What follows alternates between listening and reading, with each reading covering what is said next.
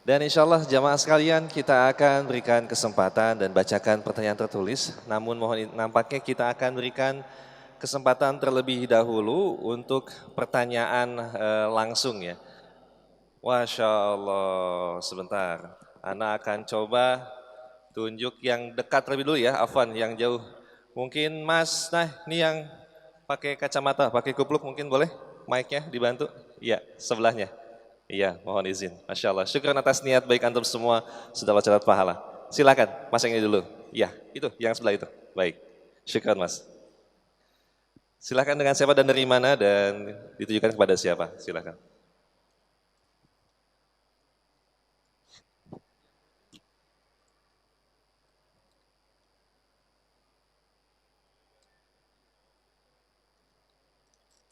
Tes, cek. Bisa Mas? Bisa, baik ini aja nih.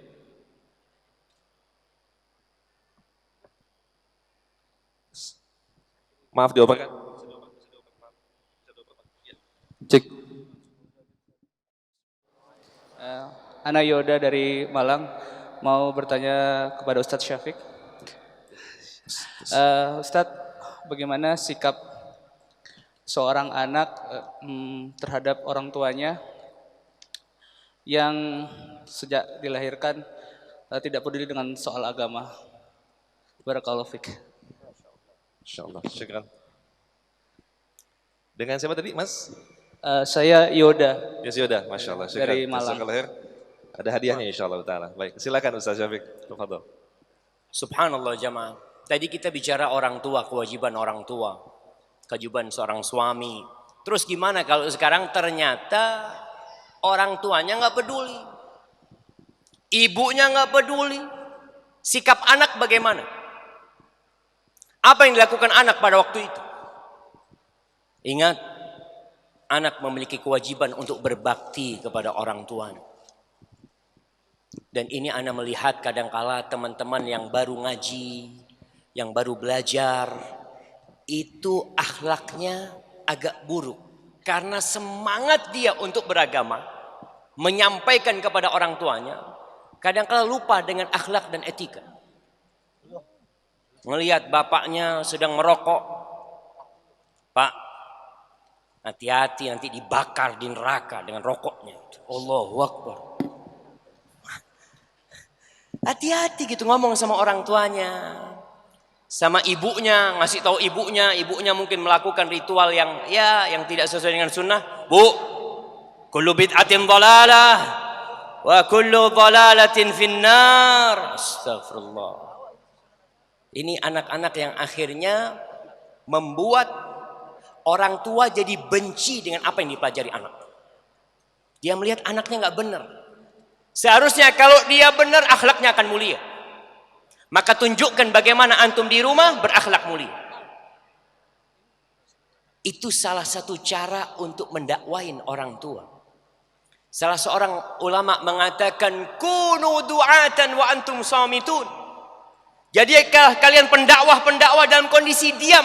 Gimana kita berdakwah kita nggak ngomong? Naam. Bil akhlak. Dengan akhlak, tunjukkan antum kalau masuk rumah ya. Ini salah satu akhlak yang mulia, yang ringan jamaah. Ketika antum masuk rumah, sandal itu perbaiki semuanya.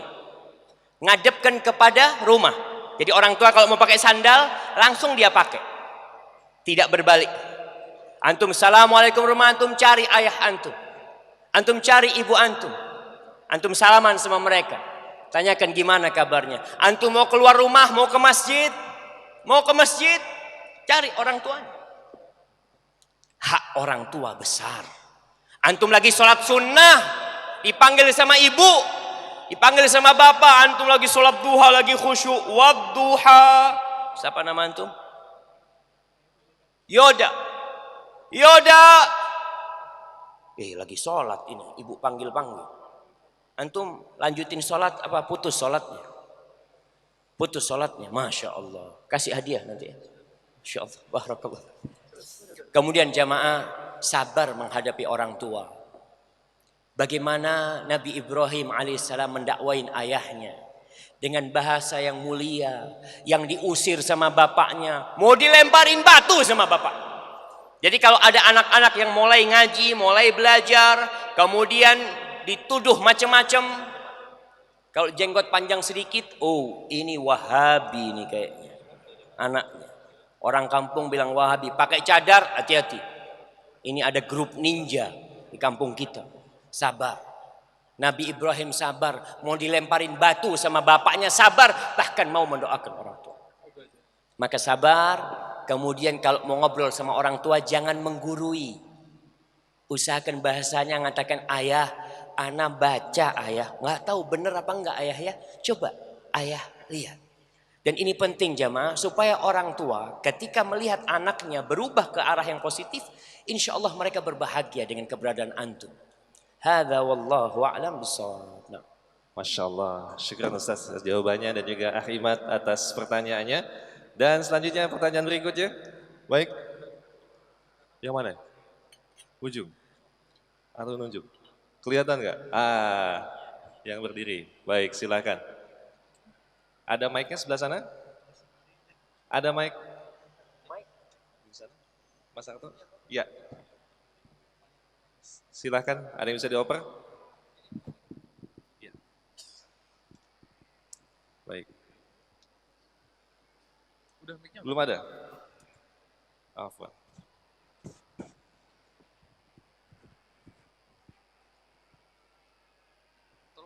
Baik, silakan, dan setelah ini kita akan membacakan pertanyaan tertulis yang telah dipilih oleh Ustadz insyaallah ta'ala.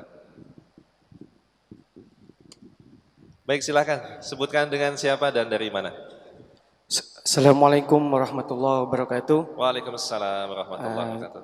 Nama Ana Aam dari Cikarang. Ya, Ana mau bertanya kepada Ustadz Erwandi. Ya, silakan. Assalamualaikum Ustadz. Ana udah terlanjur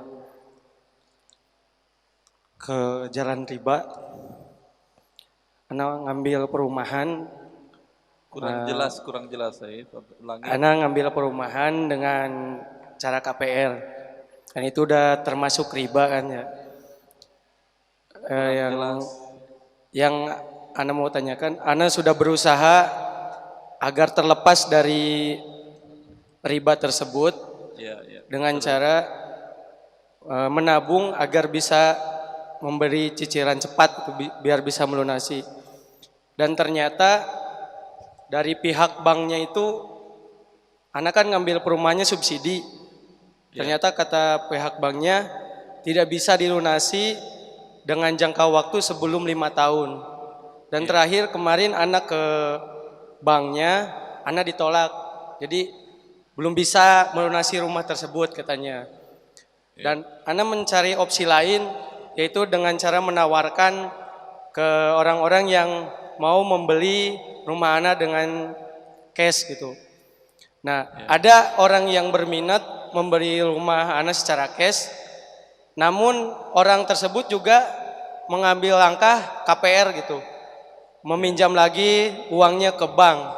Nah, apakah jika orang tersebut meminjam uangnya ke bank untuk memberi rumah Ana secara cash, itu diperbolehkan atau tidak Ustaz? Mohon penjelasannya. Assalamualaikum warahmatullahi wabarakatuh. Assalamualaikum warahmatullahi wabarakatuh. Ya, alhamdulillah wassalatu wassalamu ala Rasulillah.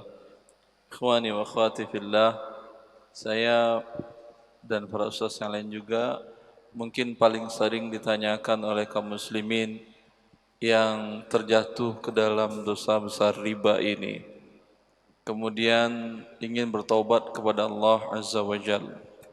Sering yang kita lupakan seperti apa yang disampaikan oleh Ustaz Dr. Firanda di awal tadi, meminta kepada Allah. Umumnya kita berpikir secara logika, secara manajemen kita, sebagaimana aturan kita, begini, dan sering meminta kepada Allah Azza wa Jalla. Ketahuilah, orang yang bertobat dari meninggalkan sesuatu yang haram, dia sangat merupakan orang dicintai oleh Allah.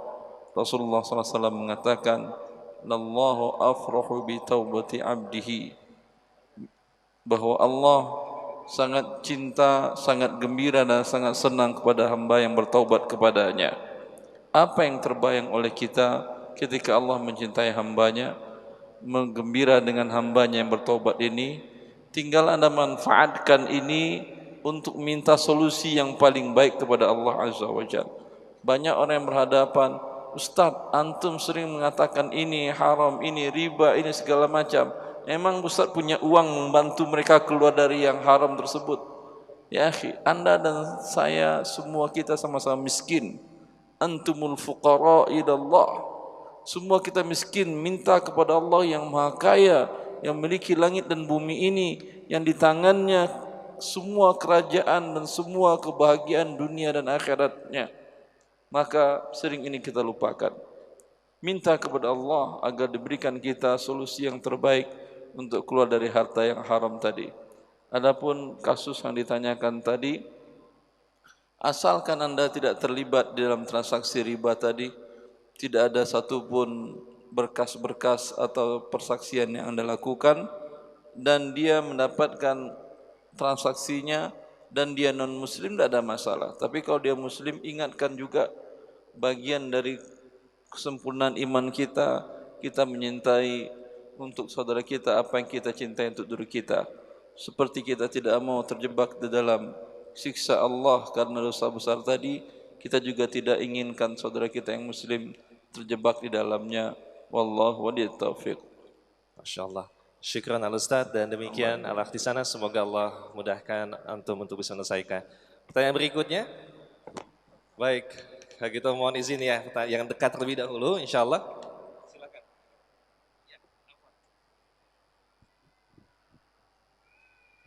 Assalamualaikum warahmatullahi wabarakatuh.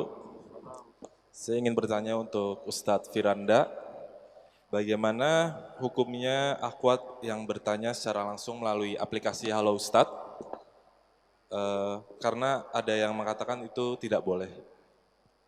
Syukur. Itu Bismillah, itu akhwatnya gadis apa janda? Mengenai akhwat yang bertanya melalui aplikasi Halo Ustadz, itu adalah perkara yang diperbolehkan, ditinjau dari dua hal. Hal yang pertama bahwasanya asalnya suara wanita bukanlah aurat selama tidak didayu-dayukan, dilenggak-lenggokkan ya. Allah berfirman fala takhda'na bil qaul fayatma'al ladzi fi qalbihi marad wa qulna qawlan ma'rufa. Kata Allah, janganlah kalian yang merendahkan suara kalian sehingga orang yang punya hatinya ada penyakitnya akan condong.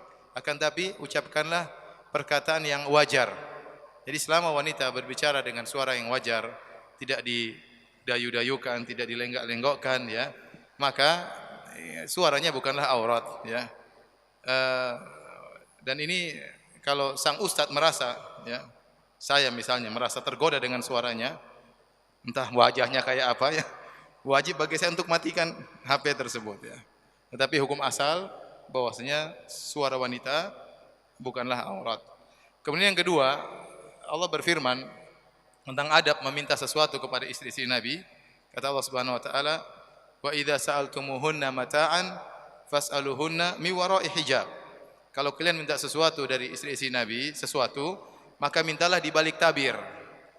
Ini menunjukkan bahwasanya seorang lelaki ajnabi datang kepada istri Nabi minta sesuatu di balik tabir yang dengar cuma suara, maka itu tidak dilarang. Ya, padahal zatnya dekat-dekatan, jasadnya dekat-dekatan, hanya dipisahkan oleh apa? Tabir. Apalagi pakai telepon, yang satu di Jakarta, satunya di Papua ya. Satunya saya kadang pernah ditanya dari Amsterdam, saya di Jakarta ya. Maka ini bukanlah perkara yang dilarang, ini bukan khalwat yang dilarang ya. Oleh karenanya saya ingatkan kepada para wanita untuk beradab tatkala bertanya ya. Ustadz waktunya terbatas dan ingat juga banyak wanita-wanita yang lain juga ingin bertanya. Maka bertanya secukupnya ya, jangan kemudian berbicara dengan suara yang menggoda. Wallahu taala alam bisawab. Baik Ustadz, syukran jazakallah khair.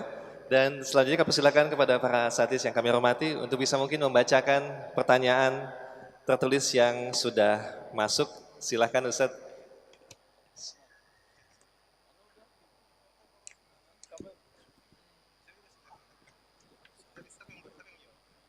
Masya Allah, silakan Ustadz.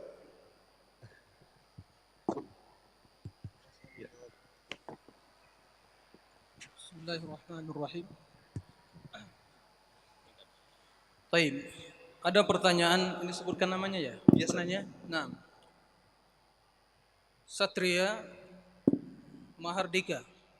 Tapi pertanyaan beliau, ana izin bertanya Ustaz, apakah mendatangi majelis ilmu dikarenakan ingin melihat secara langsung Ustaz yang ana kagumi merupakan niat yang salah?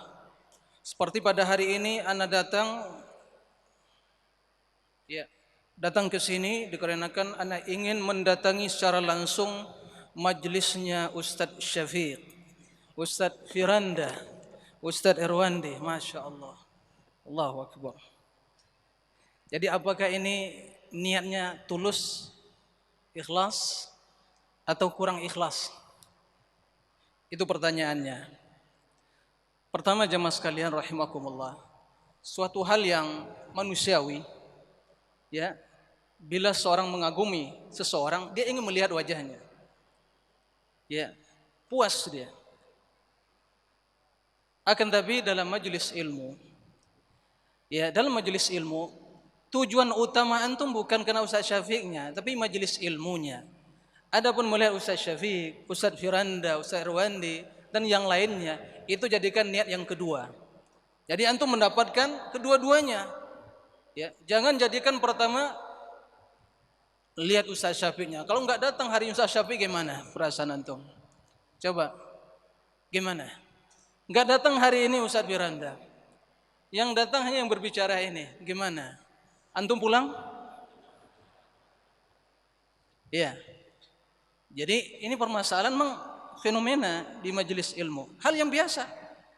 Antum datang Syekhuna Abdul Razak. Semoga Allah menjaga beliau dan menjaga para ulama Islam dan juga menjaga murid-muridnya. Kan begitu, dan orang-orang yang cinta kepada beliau. Ya kan, dari jauh-jauh datang. Ana yakin pertama antum ingin istifadah secara langsung. Kemudian setelah itu juga bisa melihat secara langsung beliau, kan begitu. Melihat adabnya, akhlaknya. Nah, maka insya Allah tidak ada masalah. Tapi yang perlu diperhatikan, jadikan setiap langkah demi langkah yang kita lakukan, kita langkahkan untuk datang ke majelis ilmu, yang pertama mencari surga, ridha Allah Subhanahu wa taala. Mau ketemu langsung dengan ustadznya, bisa bersalaman, ya, enggak mesti selfie ya. Ana yakin nih sekarang mudah menginginkan mau selfie semua ini kayaknya nih. Ya, enggak perlu nanti selfie pasang status antum, enggak perlu. Ana khawatir menjaga itu, untuk menjaga niat kita, dan khawatir itu akan berbahaya. Tatkala antum selfie nanti share di status antum. Begitu orang melihat, Masya Allah, apa yang terbesit dalam hati antum?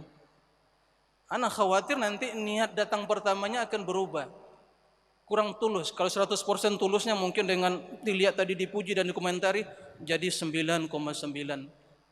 Kan berkurang. Maka ikhwah dan akhwat, terus hadirkan niat yang tulus dalam majelis ilmu. Siapapun ustadznya, yang disampaikan qala Allah wa qala Rasul, antum hadiri majelis itu. Siapapun ustadznya, yang disampaikan qala Allah wa qala Rasul, hadir. Selagi antum punya waktu dan kesempatan untuk menghadiri. Ya, mudah-mudahan yang bertanya insyaallah ikhlas, antum ikhlas semua. Ana yakin kalau enggak ikhlas antum bisa datang ke sini. Ikhlasan itu merupakan sebab utama kemudahan diberikan oleh Allah Subhanahu wa taala. Dan juga kecintaan kepada ilmu. Nah, itu sebagai pertanda indikator keikhlasan terhadap ilmu. Insyaallah ya, tidak ada masalah, tapi ingat yang jadi niat utama adalah ingin mudah untuk sampai ke surga, yaitu majelis ilmu yang diberkahi, dinaungi oleh malaikat, dirahmati Allah Subhanahu wa taala. Siapapun ustadznya, siapapun yang menyampaikannya, yang penting tujuan utamanya adalah ikhlas lillah azza wa jalla, innamal a'malu binniyat, wallahu a'lam. Naam. Masya Allah, syukran Ustaz Dr. Muhammad Nur Ihsan. Pertanyaan selanjutnya, silakan.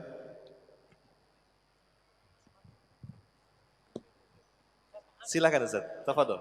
Yang Ustaz sepakati akan dibacakan, silakan. Masya Allah. Ini ada, anak takut jawab pertanyaannya, jemaah. Bismillah. Yang satu menanyakan, Ustadz, ana ingin segera menikah. Tolong bantu ana carikan ikhwan. single, duda, ta'adud, yang mana aja lah Ustaz? Yang siap nikah dengan seorang janda 2 anak. Siapa yang siap? Angkat tangan. Berdiri yang siap. Banyak yang siap jemaah. Ya nanti kasih nomornya. Antuk yang itu berdiri semua, masya Allah. Yang siap nanti jumpain panitia ya, soalnya panitia akan ngurusin nanti untuk urusannya. Ada nomor teleponnya, antum tanggung jawab. Pegang antum. Masya Allah. Nah, nanti ketemuin Alvin insya Allah. Pak Harto Ustaz, bukan Anda. Pak Harto. Nah, ini pertanyaan. Kalau tadi itu harapan jamaah. Ini pertanyaan. Assalamualaikum Ustaz. Waalaikumsalam warahmatullah. Saya pingin menikah. Sedangkan ayah saya juga pingin menikah. Karena ibu sudah tidak ada. Siapa yang harus didahulukan Ustaz? Saya atau ayah? Sedangkan ayah punya tanggungan yang beliau mengandalkan kepada saya. Mohon nasihat dan sarannya Ustaz. Allah, berat ini Ustaz. Ya, kita tahu anak diwajibkan berbakti sama orang tuanya. Apapun yang diminta orang tuanya selama antum bisa memenuhinya, antum penuhi. Dan antum yakin, ketika antum memberikan sedikit harta antum untuk pernikahan orang tua antum, semoga Allah menggantikan buat antum bukan 1 istri. Bisa 2, bisa 3, subhanallah. Jamaah, Allah Jalla Jalaluh itu karim, mannan.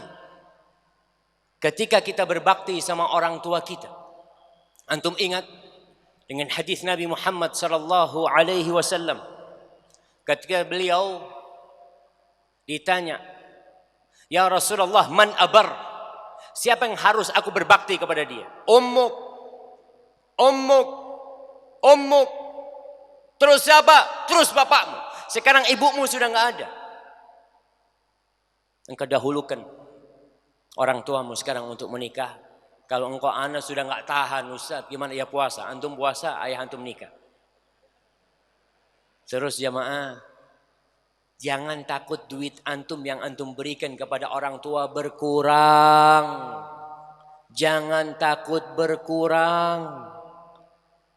Kata Allah Jalla Jalaluh, in tuqridullaha qardan hasanan yudha'ifhu lakum wa yaghfir lakum. Kalau kalian ngutangin Allah dengan utangan yang baik, Allah akan lipat gandakan buat kalian dan Allah ampuni dosa-dosa kalian. Ketika orang-orang bertanya kepada Nabi kita Muhammad sallallahu alaihi wasallam, kepada siapa mereka memberikan nafkah? Yas'alunaka madza yunfiqun? Kepada siapa dan apa yang mereka nafkahkan? Qul ma anfaqtum min khairin falil walidain wal aqrabin wal yatama wal masakin. Mereka bertanya, kepada siapa dan apa yang kami nafkahkan? Yang kau nafkahkan kelebihan hartamu, siapa yang paling berhak mendapatkan? Falil walidain, kedua orang tua. Maka antum berikan kepada orang tua. Dan yang terakhir, Rasul sallallahu alaihi wasallam mengatakan, man ahabba ayyubsata lahu fi rizqi wa yunsa lahu fi athari falyasir rahim. Yang ingin rizkinya diluaskan, yang ingin umurnya ditambah, apa yang dia lakukan? Menyambung rahim. Dan rahim terdekat dia adalah ayah dan ibunya. Maka insyaallah antum dapat hadiah ini yang bertanya. Betul Ustaz. Insyaallah mudah-mudahan bisa buat nikah nanti. Hadiah 2 pertanyaan tersebut yang juga dibacakan oleh Ustaz Dr. Muhammad Rizan adalah hadiah umroh Ustaz. Masya Allah, barakallahu fikum. Pertanyaan Syuf, ini, antum yang bertanya tadi dapat hadiah umroh insyaallah. Antum nikahkan orang tua antum berangkat umroh. Barakallahu fikum. Masya Allah. Barakallahu fikum. Nah. Baik, nomornya setelah ada dan juga nanti panitia akan menghubungi. 2 pertanyaan tadi dibacakan akan diberikan hadiah umrah dari aplikasi Halo Ustadz. Semoga Allah memberkahi kita semua. Dan selanjutnya hadirin sekalian, banyak sekali pertanyaan yang masuk, tapi 2 tadi yang telah dipilih oleh Ustadz, dan kini kita telah berada di penghujung acara. Namun kami, bagaimana? Oh Masya Allah, di 3 Masya Allah, yang curhat tadi juga ya? Yang 3 ya? 3 Masya Allah, 3 pertanyaan tadi telah diberikan hadiah umroh insyaallah taala. Dan kita akan menutup acara kita dengan pernyataan terakhir yang akan disampaikan oleh Al Ustaz Dr. Firanda Andirja MA, penutup sekaligus pernyataan official resmi bahwa kita telah meluncurkan aplikasi Halo Ustaz. Kami silakan Ustaz.